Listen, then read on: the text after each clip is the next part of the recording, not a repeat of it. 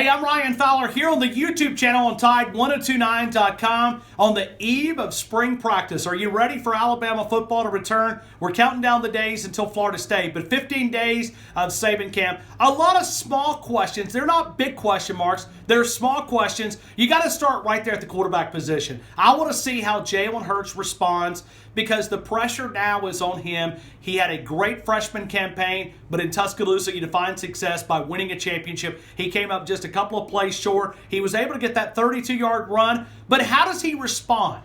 We go back, we look at the sample size, you look at Ole Miss, you look at other games where he took big hits, how he responded. Even going back to his first college play, the fumble there in Texas. When we look back at this play, we go back and we start studying about Alabama football, and you have a chance to look at Jalen Hurts. How does he respond? I think he responds in a positive way. I think the work ethic, when you look back and look at him, the way that he's responded in the sample size that we have, I think you got to look at him. I think the quarterback conversation will be there.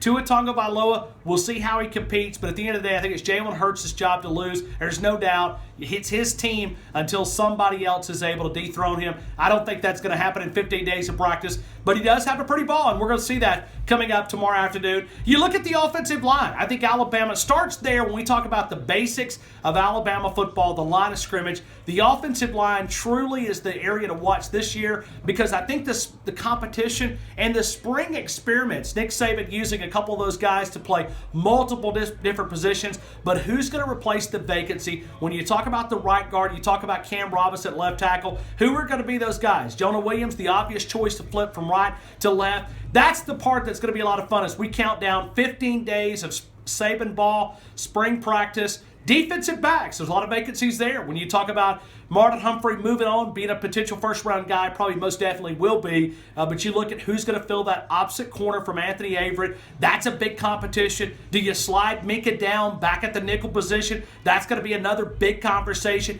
And then you look at replacing all those defensive linemen and those linebackers there on that side of the football. Plenty of talent, though, the most talented roster in all of college football. It starts tomorrow. We've got tons of coverage here on the air and on Tide1029.com. Remember, subscribe to the YouTube channel here on Tide1029. We're going to keep you up to date with all the practice videos right here on Tide1029 in Tuscaloosa. You can also listen to us via the Radio Pup app and on the online stream at Tide1029.com.